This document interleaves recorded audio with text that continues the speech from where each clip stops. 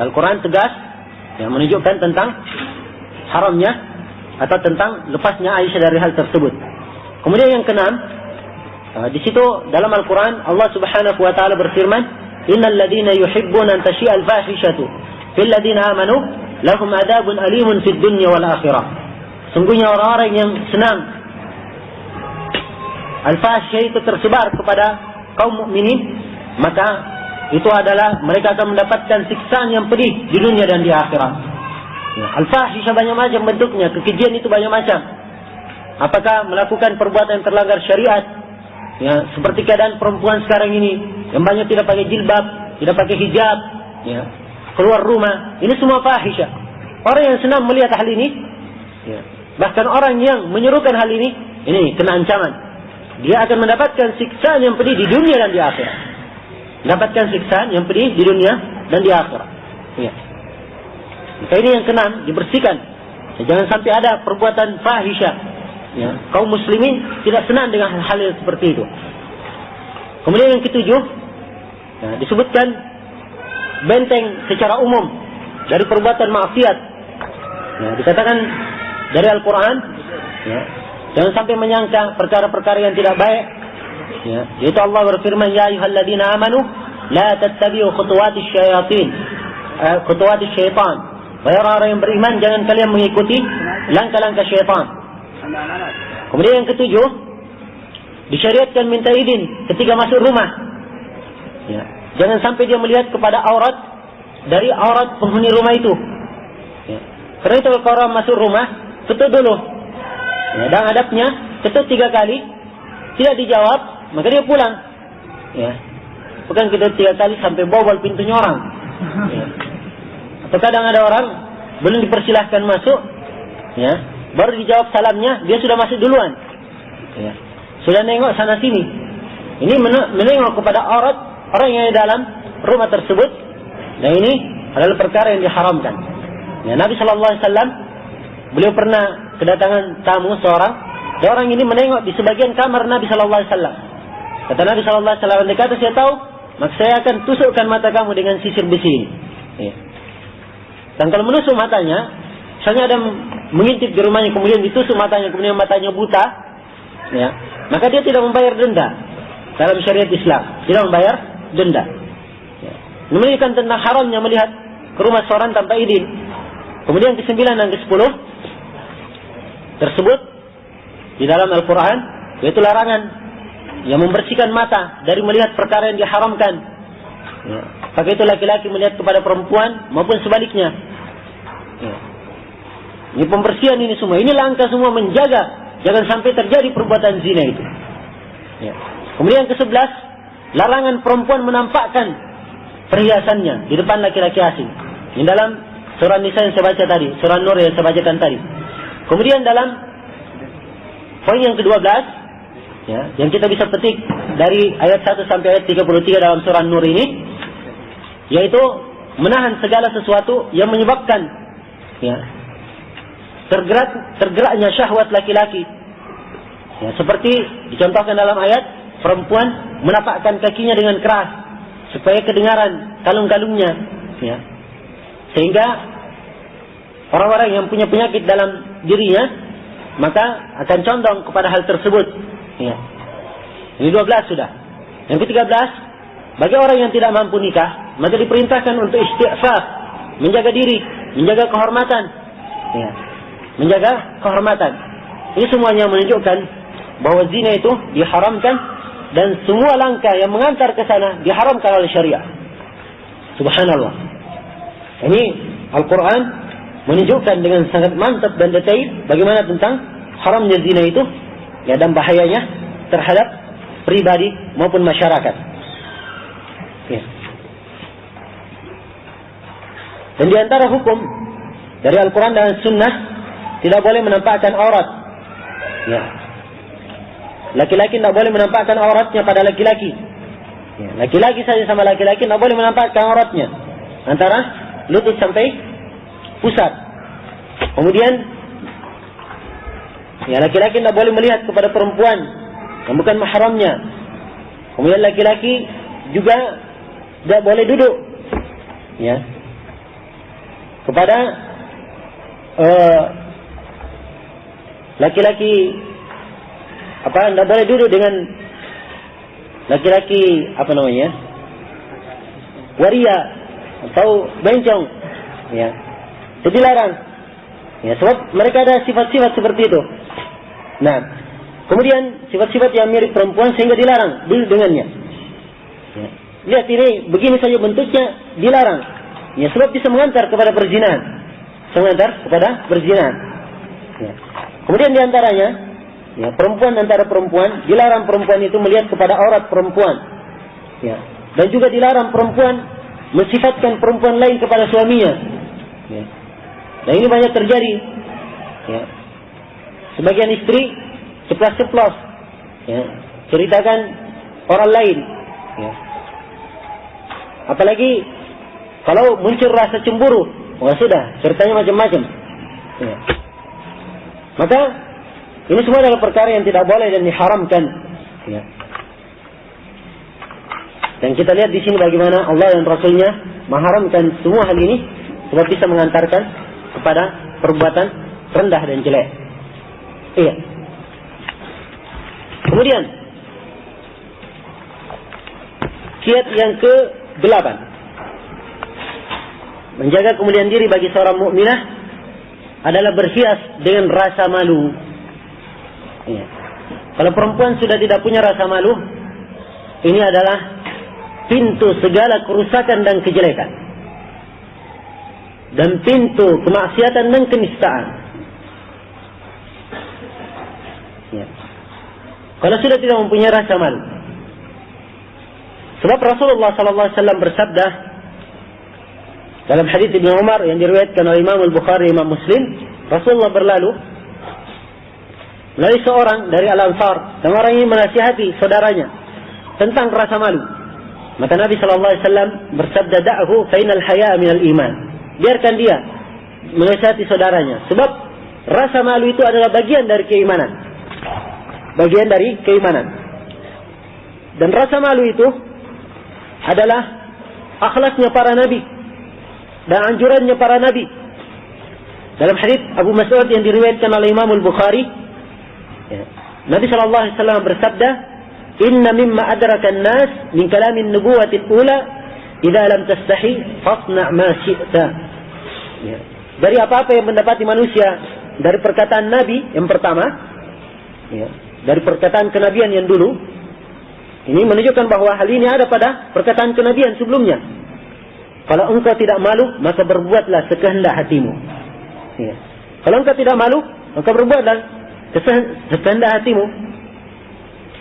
Ibnu Rajab rahimahullahu taala, ya, mengatakan bahwasanya rasa malu itu ada dua. Ada rasa malu yang merupakan asal tabiat manusia. Ya. Asalnya dia pemalu, ya, menjauhi perkara-perkara yang tidak baik. Dan rasa malu yang kedua, ada rasa malu yang muncul dari dirinya karena dia mempelajari Al-Quran dan mempelajari Sunnah Nabi Sallallahu Alaihi Wasallam. Ya. Dan rasa malu yang seperti ini, kata beliau, ini dari rasa malu yang paling tinggi, yang merupakan bentuk keimanan yang sangat tinggi, bahkan paling tingginya dari derajat al-ihsan. Ya. Dari derajat al-ihsan. Karena itu Nabi Sallallahu Alaihi Wasallam berkata dalam hadis Imran bin Husain riwayat Muslim, "Al-haya'u la ya'ti illa bi khair." Rasa malu itu tidak mendatangkan kecuali kebaikan. Ya. Tidak seorang pun yang bersikap malu, ya, pemalu, ya, kecuali dia mendapatkan atau kecuali akan mendapatkan kebaikan dengannya. Akan mendapatkan kebaikan dengannya. Dari Ibnu Al-Qayyim, ya, rahimahullahu taala berkata dalam Madarikus Salikin, kata beliau, ya, sesuai dengan kadar hidupnya hati, kekuatan akhlak malu, ya, akan terjadi kuatnya malu atau sedikitnya rasa malu itu. Sesuai dengan kadar hidupnya hati. Kalau hidup, hatinya hidup atau hatinya mati. Kapan hatinya lebih hidup, hatinya lebih baik, maka rasa malunya lebih sempurna. Rasa malunya lebih sempurna. Makin menunjukkan bahwa rasa malu itu muncul dari keimanan. Ya. Seorang kalau mempunyai iman yang baik, maka dia akan mempunyai rasa malu yang baik. Dan di tempat yang lain Ibnu Al-Qayyim berkata, ya, makin kenal seseorang kepada Rabbnya, maka rasa malunya akan semakin besar. Jadi seorang kapan semakin berilmu, semakin banyak belajar, maka dia akan mempunyai rasa malu yang lebih besar. Ya. Apalagi seorang perempuan. Ya, rasa malu ini merupakan kiat dan kehormatan bagi mereka. Ya. Dan merupakan akhlak yang paling mulia dan sangat indah apabila ada pada seorang perempuan. Ya. Dia malu untuk keluar rumah tanpa mahram, malu keluar rumah tanpa keperluan, ya. Malu untuk melakukan pekerjaan yang kadang bisa menyebabkan timbulnya fitnah. Ya. Ini adalah perkara yang sangat terpuji dan kiat yang sangat mulia yang hendaknya dijaga oleh setiap muslimah. Kemudian kiat yang ke-9,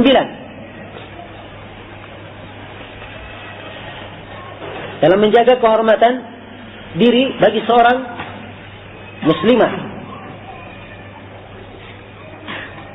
adalah satu kalimat yang saya harapkan dihafal,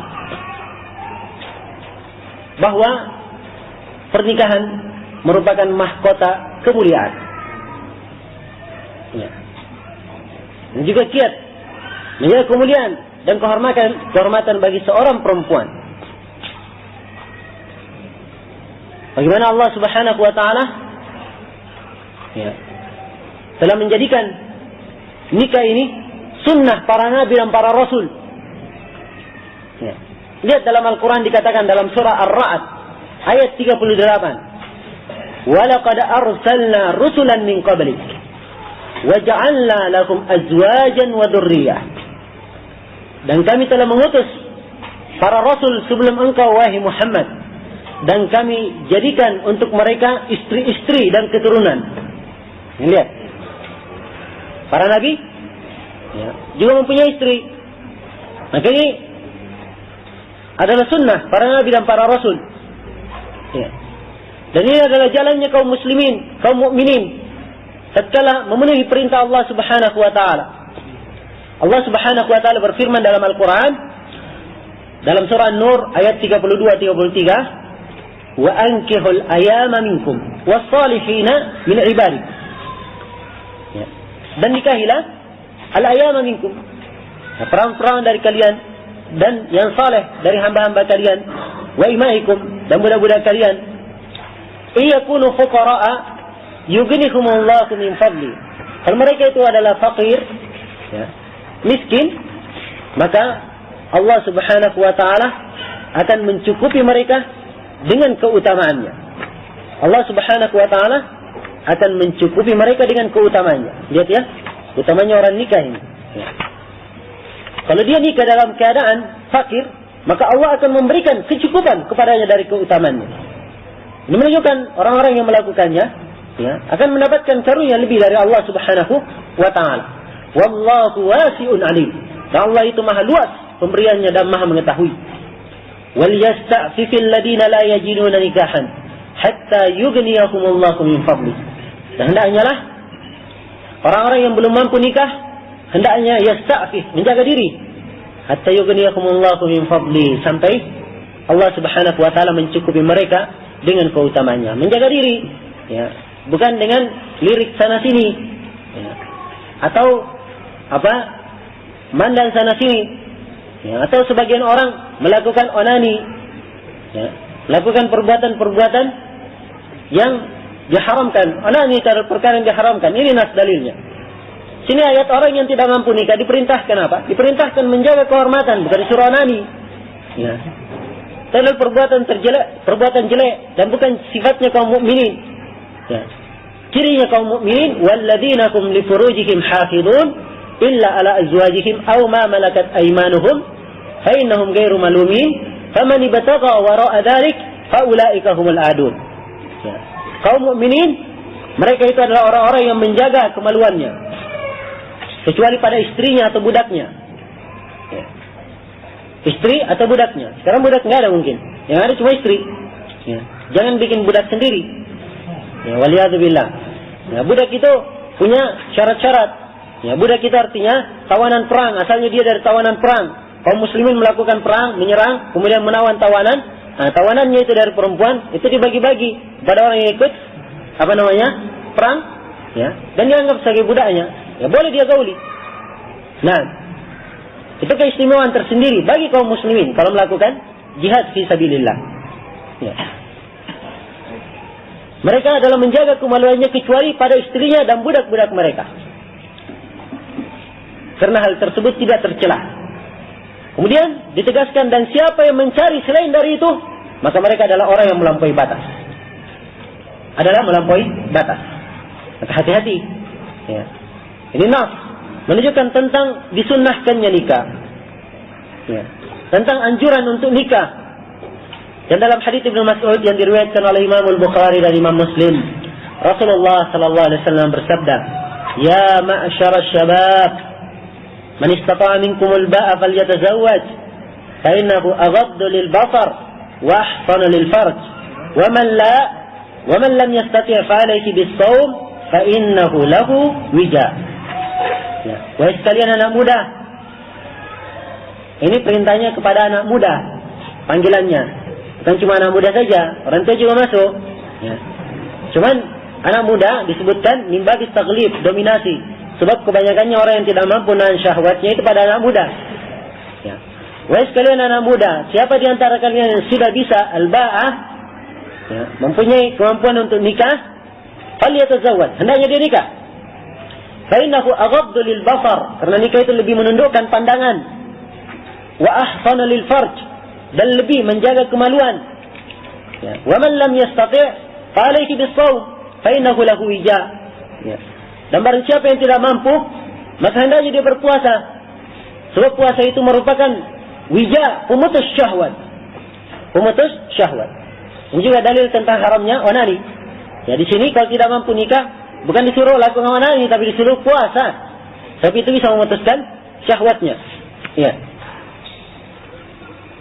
Kemudian dari doa hamba-hamba Allah, mereka berdoa, walladzina yaquluna rabbana hab lana min azwajina wa dhurriyyatina qurrata a'yun waj'alna lil muttaqina imama. Ya, mereka yang berkata, wahai Rabb kami, anugerahkanlah kami dari istri-istri kami dan keturunan-keturunan kami qurrata a'yun. Ya. Penyejuk mata, dan jadikanlah kami sebagai panutan bagi orang-orang yang bertakwa. Ya, dan ini adalah sunnah Rasulullah. Nikah adalah sunnah Rasulullah. Beliau berkata, man raghiba an sunnati falaysa minni. Siapa yang tidak senang terhadap sunnahku, maka bukan dariku. Ya. Dan nikah ini merupakan jawaban dari panggilan jiwa laki-laki maupun perempuan. Ya. Ya. Yang merupakan asal dan ada pada setiap insan. Ya. Kecenderungan laki-laki ingin dengan perempuan, dan sebaliknya perempuan ingin dengan laki-laki. Ya, maka dengan nikah ini, ya, dia telah menjawab hal tersebut dengan cara yang suci dan bersih, dan cara yang sesuai dengan syariah. Ya. Dan cara sesuai dengan syariah. Ya. Kemudian hendaknya seseorang itu melakukan nikah, ya. Dan dengan nikahnya itu dia niatkan supaya mudah-mudahan dia menerapkan sunnah Rasulullah sallallahu alaihi wasallam. Allah sangat membesarkan perkara nikah ini, dan dinamakan akad nikah itu sebagai mitsaqan ghalidha. Dalam firman-Nya Allah berfirman, wa akhadna minkum mitsaqan ghalidha, dan kami ambil, dan mereka mengambil dari kalian, para perempuan istri-istri kalian mengambil dari kalian mitsaqan ghalidha, perjanjian yang sangat tebal, ya, yang sangat besar yang harus dipenuhi. Ya. Ini akad nikah. Bagaimana disebut akad nikah ini dengan sesuatu yang sangat besar dan harus dipertanggungjawabkan. Ya. Dan ini kemuliaan bagi setiap muslim dan muslimah. Dan sekali lagi, nikah itu adalah mahkota kemuliaan. Khususnya di zaman ini. Ya. Khususnya di zaman ini, Apalagi para akhwat yang terus terang sangat banyak menghadapi problem dan muskilah. Ya. Di tengah banyaknya fitnah di zaman ini. Kemudian banyaknya ujian, apakah dari pihak keluarga sendiri, tetangga, keluarga, atau yang lainnya. Ya. Maka hendaknya tahu bahwa nikah itu adalah mahkota kemuliaan. Ya. Setelah nikah punya mahram, bisa jalan sana sini, ya. Pergi ke tempat pengajian misalnya, sudah ada mahramnya yang mengantar, ya. Dan lebih mulia dan lebih terhormat. Ya. Karena itulah, ya, kalau ada orang yang baik agamanya dan akhlaknya, maka jangan ditolak. Ya. Sebab itu bisa mendapatkan fitnah sebagaimana yang dikatakan oleh Nabi Sallallahu Alaihi Wasallam. Ya. Dan di sini saya bukan ingin menerangkan tentang masalah nikah ini secara detail, ya. Saya ingin menunjukkan bahwa nikah ini adalah mahkota kemuliaan. Ya. Dan dengan nikah ini akan tercapai maksud-maksud syar'i, diantaranya menjaga keturunan. Ya. Yang Nabi Sallallahu Alaihi Wasallam bersabda, "Tazawwaju al-walud al-wadud, fa inni mukatsirun bikumul umam." Ya, nikahlah kalian dari al-walud, perempuan yang banyak melahirkan. Ya. Perempuan yang banyak melahirkan maksudnya itu perempuan yang bisa banyak melahirkan. Dilihat dari keturunannya. Misalnya ibunya bersaudara banyak, berarti dia ini dari keluarga subur, ya begitu. Al-wadud. Ya, al-wadud, orang yang penyayang. Ya, ini juga sifat yang baik bagi perempuan. Al-wadud, ya, penyayang. Nah, ini perintah Nabi untuk nikah dengan perempuan yang seperti ini. Fa inni mukatsirun bikum al-umam yaumal qiyamah. Sebab saya akan merasa banyak, ya, merasa bangga dengan banyaknya umatku pada hari kiamat. Dan ayat yang sering antum dengar ketika di khutbah hajah, ya ayuhan nasu taqu rabbakum alladhi khalaqakum min nafsin wahidah wa khalaqa minha zawjaha wa batha minhuma rijalan katsiran wa nisaa. Wahai sekalian manusia, takutlah kalian kepada Rabb kalian yang menciptakan kalian dari jiwa yang satu dan menciptakan dari kalian dan menciptakan darinya istrinya, dan tersebarlah darinya laki-laki yang banyak dan perempuan yang banyak. Ya. Demikian itu maksud dan tujuan dari pernikahan tersebut, ya. Menjaga keturunan dan juga menjaga kehormatan. Maksud dari nikah juga menjaga, yang kedua maksudnya adalah menjaga kehormatan, menjaga kemaluan, ya. Kemudian menjaga dirinya dari perbuatan keji dan nista. Ini salah satu maksud tujuan dari nikah, sebagaimana yang telah diterangkan. Kemudian yang ketiga, ya, dengan nikah ini akan muncul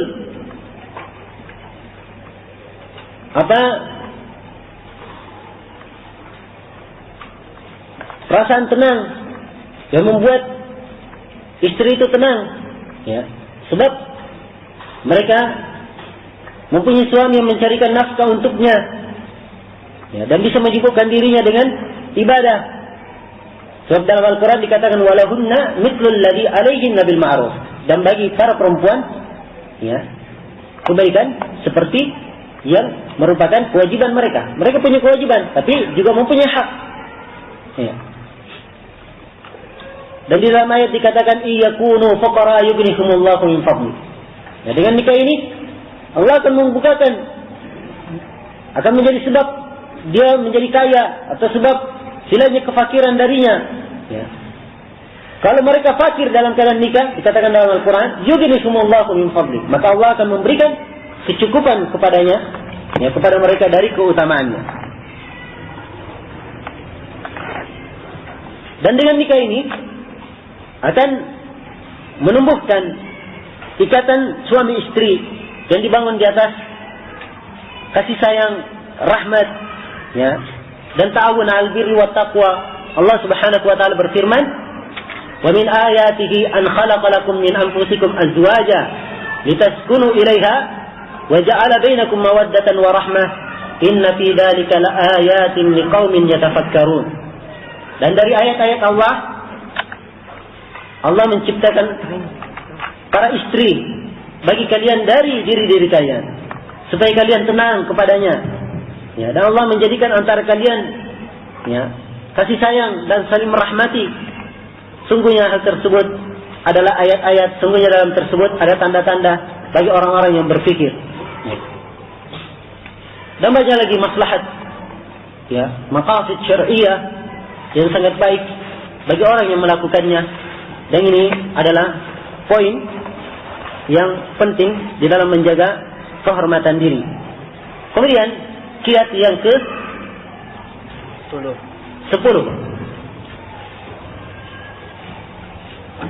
menjaga kehormatan kemuliaan diri bagi seorang muslimah.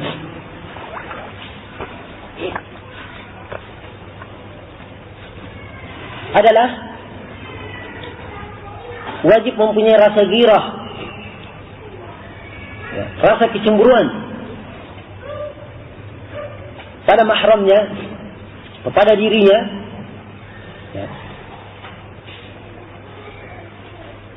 dan demikian pula laki-laki mempunyai rasa kecemburuan pada mahramnya dan pada nisaul mu'minin, perempuan kaum mukminin. Dalam hadis yang diriwayatkan oleh Imam Al-Bukhari dan Imam Muslim, Rasulullah sallallahu alaihi wasallam bersabda, "Inna Allah yughar wa innal mu'mina yughar wa inna ghairatan lahi ay ya'ti al-mu'min ma harrama Allah alaihi." Sungguhnya Allah itu cemburu, dan sungguhnya seorang mukmin cemburu. Dan kecemburuan Allah Subhanahu wa taala yaitu seorang mukmin mengerjakan apa yang diharamkan oleh Allah. Maka di sini ditetapkan bahwa mukmin itu punya rasa kecemburuan. Karena itu dijadikan orang-orang yang mati karena cemburu membela keluarganya yang dinodai dan seterusnya, dijadikan matinya sebagai mati syahid. Dalam hadis dikatakan, "Man qutila duna ahlihi fa huwa syahid." Siapa yang dibunuh karena membela kehormatan keluarganya, maka dia mati syahid. Dan dalam satu riwayat, "Man mata duna irdihi fa huwa syahid." Siapa yang mati karena bela kehormatannya, maka dia mati syahid. Maka wajib untuk menjaga ghirah. Dan laki-laki yang tidak menjaga ghirah di rumahnya, melepaskan para perempuan begitu saja, istri-istrinya keluar dengan pakaian yang tidak syar'i, dengan pakaian yang tidak senonoh. Ini dinamakan dayyus. Perempuan yang laki-laki yang seperti ini. Dayyus adalah orang yang membiarkan kejelekan di rumah tangganya dan tidak punya rasa kecemburuan. Itu dayyus. Dan Nabi Shallallahu Alaihi Wasallam telah mengatakan bahwa salah seorang yang tidak masuk surga adalah ad-dayyus. Hati-hati dari hal-hal yang seperti ini. Dan demikian pula seorang mukminah harus mempunyai kecemburuan pada dirinya, pada kehormatannya, menjaganya dengan sebenar-benar penjagaan. Tidak boleh ditampakkan atau dipertontonkan kepada orang-orang yang walaupun dia harapkan, kadang-kadang belum tentu dia menjadi jodohnya. Seperti yang dilakukan oleh kebanyakan orang sekarang ini dengan cara yang menjijikkan itu, dengan gaya pacaran dan lain-lainnya. Maka harus menjaga adab dan menjaga kemuliaan diri. Dan seorang lelaki pun demikian, harus punya ghirah terhadap istrinya, terhadap keluarganya. Akan tapi sangat disayangkan sekali pada zaman ini, kita lihat banyak sekali dari kaum muslimin yang membiarkan keluarganya begitu saja, anak-anaknya tidak diurus, anak-anaknya keluar dengan pakaian yang seksi, pakaian ketat, tidak ada teguran. Ya. Bahkan setuju. Ya. Bahkan setuju dengannya. Oh, sekarang kan perkembangan zaman. Ya. Sudah lebih canggih. Bahkan lebih bejat dari itu. Ya. Menikrar dan melihat anak-anaknya pacaran. Ya. Bermesrahan. Ya. Dengan orang-orang yang bukan mahramnya dan belum tentu menjadi suaminya. Ini waliyadzubillah adalah perkara yang sangat mengerikan sekali. Dan tidak punya rasa cemburu dan rasa gira. Ya. Tidak ada rasa kecemburuannya. Lihat itu di zaman Nabi SAW. Kisah Abu Sa'id Al-Khudri. Ketika ada seorang yang sholat di rumahnya. Abu Sa'id lagi sholat. Maka datang seorang ke rumahnya. Kemudian dia lihat ular di atas rumahnya. Maka dia langsung bunuh ular tersebut. Maka Abu Sa'id tahan. Dalam salatnya dia beri isyarat, kamu duduk. Setelah selesai salat, Abu Sa'id bilang, kamu jangan bunuh ular itu. Sebab Nabi melarang dari membunuh ular dalam rumah. Kemudian beliau kisahkan tentang kisah. Katanya dulu, di rumah itu ada anak muda. Yang dia ini baru nikah. Dia minta izin kepada Rasulullah SAW di suatu peperangan supaya pulang cepat. Ya, maklum anak muda baru kawin. Jadi minta izin. Ya, kalau sekarang minta cuti. Maka minta izin pulang. Nabi izinkan dia pulang. Ya. Mengerti Nabi SAW. Ya. Imam kaum muslimin. Pulang anak muda ini membawa tombaknya. Jangan dibekali membawa tombak. Nanti kamu ketemu musuh atau gimana. Sampai depan rumahnya dia dapati istrinya berada depan pintu rumah. Ya, luar biasa marahnya. Tombaknya itu langsung mau ditancapkan ke istrinya. Ini gira. Ya, kecemburuan. Ya. Kalau sekarang tidak ada yang seperti itu. Anaknya pulang satu hari satu malam. No problem. Ya. Tidak ada permasalahan. Tidak ada sudah haya. Tidak ada rasa cemburu dalam jiwanya. Ya, tidak punya rasa malu. Emangnya anak perempuan itu mau dijadikan seperti suatu benda yang bisa digilir sana sini? Sangat murah nanti harganya. Ya. Karena itu, ya, anak muda ini luar biasa kecemburuannya. Dan ini juga menunjukkan bahwa adatnya memang mereka perempuan itu tinggal di rumah. Dan kalau ditinggal sudah dipercaya, tidak mungkin keluar rumah. Ya, makanya dia pulang dan dia di luar, marahnya luar biasa. Ya. Marahnya luar biasa. Ya. Maka istrinya berkata, tunggu sebentar. Ya. Kamu lihat dulu ke dalam, apa yang membuat saya keluar. Maka anak muda ini masuk ke dalam. Dan dia lihat ular yang sangat besar melilit di atas tempat tidurnya. Dengan segera anak muda ini yang menancapkan tombaknya ke leher ular tersebut. Ya, dan ular ini sangat besar langsung melilit dia. Maka dikatakan dalam hadis, tidak diketahui siapa yang duluan mati, anak muda itu atau ular itu. Yang penting dua-duanya mati. Ya. Kayak ini tidak boleh membunuh ular. Ya. Yang berada dalam rumah. Ya, sebenarnya itu diadankan 3 kali atau diizinkan. Ada riwayat, cuman saya nggak tahu bobotnya apakah diadankan 3 kali atau diizinkan 3 kali. Kalau lebih dari itu dibunuh karena itu adalah syaitan. Ya. Demikian. Maka kita lihat bagaimana girah, kecemburuan anak muda ini. Dan ini yang tertanam dalam jiwa para sahabat. Ya. Radhiyallahu ta'ala anhum. Ya. Dan lihat kisahnya Arabi ini. Ya. Arabi ini dia melihat seseorang, ya, melihat kepada istrinya. Ya. Dia cuma lihat orang lihat sama istrinya. Maka Arabi ini mentalak istrinya karena cemburu. Ya. Walaupun ini terlalu berlebihan ya, tapi menunjukkan bahwa punya gira. Ya. Bagaimana Arabi seperti ini saja, yang Arabi itu orang-orang kasar di gunung tempatnya dan seterusnya, tapi punya kecemburuan luar biasa seperti ini. Ya. Dan banyak orang di zaman ini mengaku dirinya terpelajar, ya, mengaku dirinya ada kadang dokter lagi dalam masalah agama, tapi tidak punya girah seperti ini. Ya. Maka dia talak istrinya. Kemudian ketika dia dikatakan, loh, kenapa kamu talak? Setelah cocok disampaikan kepada dia, dia ucapkan, 3 bait syair. Sangat indah sekali bait syairnya. Ya, dia ucapkan bukan 3 bait syair ya, dia ucapkan satu qasidah. Satu qasidah itu artinya satu untaian syair panjang. Ya, langsung terucap dari lisannya, dan 3 bait syair di awalnya disebutkan di antaranya katanya wa atruku hubbaha min ghairi bughdin wa dhaka li kasrati syuraka'i fihi. Katanya, dan saya meninggalkan kecintaan kepadanya, pada istriku, tanpa benci padanya. Itu karena terlalu banyaknya orang yang bersyirikat padanya. Tidak mau ada orang yang menyayangi dia. Ya. Kemudian kata dia, idza waqa'ad dzubabu ala ta'amin rafa'tu yadi wa nafsi tashtahihi. Kalau saya lagi makan, kemudian jatuh lalat di situ, maka saya angkat tanganku dari pakanan itu, walaupun saya masih mau makan. Ya, kata Arabi ini. Ya.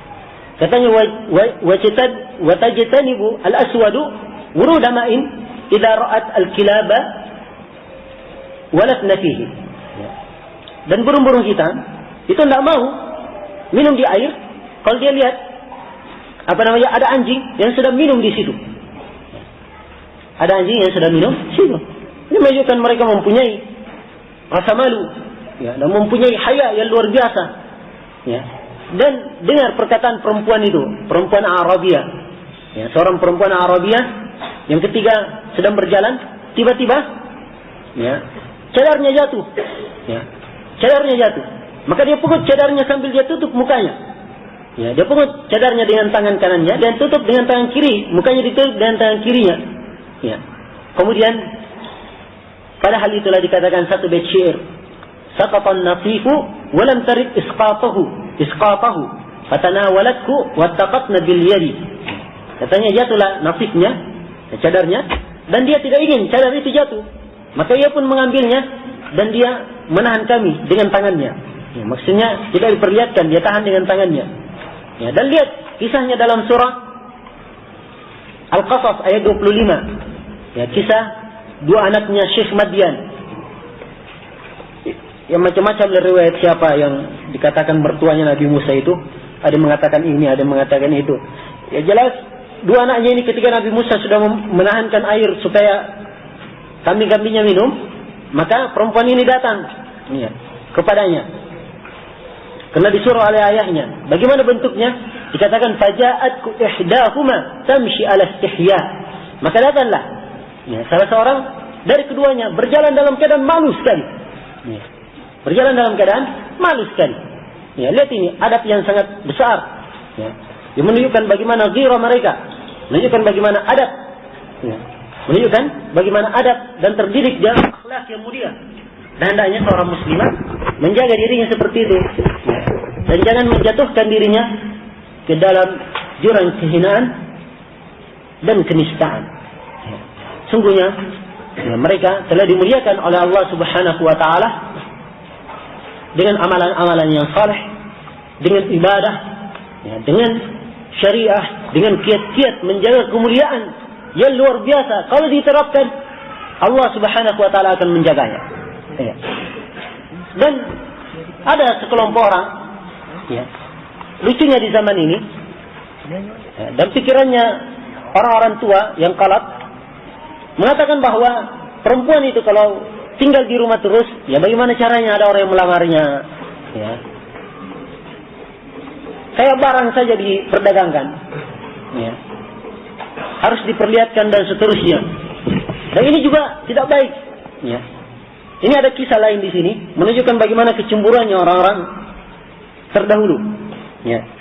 Disebutkan di sini oleh Syekh Al-Albani dalam Jilbab Al-Mar'atul Muslimah, cetakan terbaru halaman 113. Kisah dari dihikayatkan oleh Abu Abdullah Muhammad bin Ahmad bin Musa Al-Qadhi. Katanya saya pernah hadir di suatu majelisnya Musa ibn Ishaq Al-Qadhi di Rai. Pada tahun, dengar tahunnya ya, tahun 286 Hijriah. Ya. Maka datanglah seorang perempuan.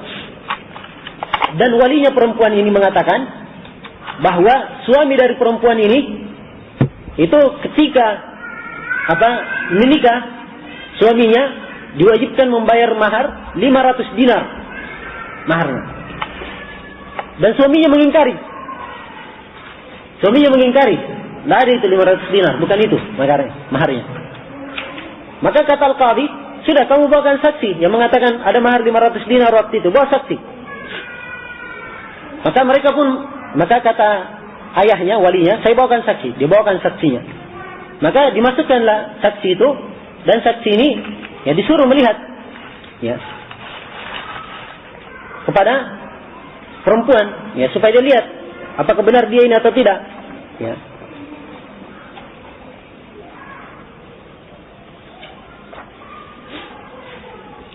Ya, ingin dilihat. Maka ditanya, laki-laki ini tanya kepada dia. Ya, laki-laki ini langsung mau tanya sama suaminya, tanya kepada perempuan ini. Ini kan sudah nikah. Cuman suami setelah itu ingkari ada mahar seperti itu. Ya, maka suaminya tanya sama orang ini, mau diapakan istriku? Ya. Katanya, yang diwakilkan, katanya istrimu akan dilihat dalam keadaan tidak mau dilihat mukanya. Ya, supaya kesaksiannya tepat. Ya. Supaya kesaksiannya tepat, supaya diketahui benar enggak dia ini perempuan atau tidak yang dinikahi. Harus dilihat mukanya. Ya, dari saksinya. Ya, mau dilihat mukanya, maka kata suaminya ini, wa inni ushhidul qadi anna laha alayya hadzal mahr alladhi tad'ihi. Ya. Wala tusbir an wajhiha. Ya. Langsung suaminya bilang, saya memberikan persaksian kepada al-qadi. Sudah, mahar yang dia bilang itu 500 tadi benar. Saya punya timbangan 500. Jangan dia buka wajahnya. Lihat, gara-gara ingin dilihat wajah istrinya, tidak mau dia. Sudah bilang, maharnya 500 ya, saya tanggung. Walaupun dia ingkari tadinya. Ya. Maka istrinya ketika mendengar suaminya seperti itu, maka istrinya mengatakan, ya, katanya, dan saya memberikan persaksian kepada qadhi bahwa maharku yang 500 itu saya sudah berikan kepada suamiku. Ya. Dan saya sudah berlepas diri dari mahar itu di dunia dan di akhirat. Ya, subhanallah. Lihat ini betapa besar ya girah yang mereka menjaga kehormatan, dan istrinya juga luar biasa dalam membantu suaminya. Ya. Ta'awun alal birri wat taqwa. Ya. Ta'awun, tolong menolong di atas kebaikan dan ketakwaan. Ya. Karena itulah semuanya menghendaki kebaikan. Ya. Maka jangan sampai menjatuhkan diri dan membuangnya di dalam jurang-jurang kehinaan. Sungguhnya Allah Subhanahu wa taala ya telah mengangkat derajat perempuan dengan kemuliaan dan kiat-kiat bagi mereka di dalam menjaga kemuliaan dan kehormatan dirinya, maka hendaknya mereka jaga, maka Allah Subhanahu wa taala akan menjaganya. Ya. Ihfadillaha yahfadka. Jagalah Allah, niscaya Allah akan menjaga engkau. Ihfadillaha tajiduhu amamak. Dan jagalah Allah, niscaya engkau akan dapatkan Allah di depan. Terus menerus menyertaimu. Ya. Ini penjagaan Allah. Kalau kita menjaga ya, apa yang diperintahkan oleh Allah untuk dijaga, maka Allah Subhanahu wa taala akan menjaganya. Ya. Dan tidak perlu takut ya. Dengan perkataan salatnya orang-orang tua itu tidak laku ya, atau tidak ini dan seterusnya. Sekali lagi perempuan itu bukan barang murahan. Tapi mereka adalah makhluk yang telah dimuliakan oleh Allah Subhanahu wa taala. Dan Allah memberikan rezekinya kepada siapa yang dikehendaki. Ya. Dan Allah Maha mempunyai hikmah pada segala sesuatu. Ya. Maka bersabar dan bertakwa kepada Allah Subhanahu wa taala. Hendaknya hal ini menjadi pegangan bagi kita, dan jangan sampai Allah Subhanahu wa taala menurunkan kehinaan dan kerendahan tatkala kita melanggar ya, dan mencoba cabik apa-apa yang Allah Subhanahu wa taala telah membungkus para perempuan mukminah ya, dengan berbagai macam bentuk kemuliaan. Mereka robek semuanya itu, dan mereka lemparkan diri-diri mereka ke dalam lembah kehinaan dan kenistaan, waliyadzubillah. Ya. Sungguhnya fitnah pada zaman ini sudah terlalu banyak, dan Allah Subhanahu wa taala menghendaki kebaikan dan memberikan taubat kepada hambanya. Tapi orang-orang yang menghendaki mengikuti hawa nafsunya, menghendaki mereka menyimpang dari ajaran agama Allah Subhanahu wa taala. Maka jagalah kehormatan diri Anda, niscaya Allah Subhanahu wa taala akan menjaganya. Dan jagalah segala perintah Allah Subhanahu wa taala dengan melaksanakan perintah tersebut. Dan jagalah larangan Allah Subhanahu wa taala dengan menjauhi larangan tersebut. Jangan sampai jatuh ke dalam perkara-perkara yang akan membawa kecelakaan di dunia dan di akhirat. Iya.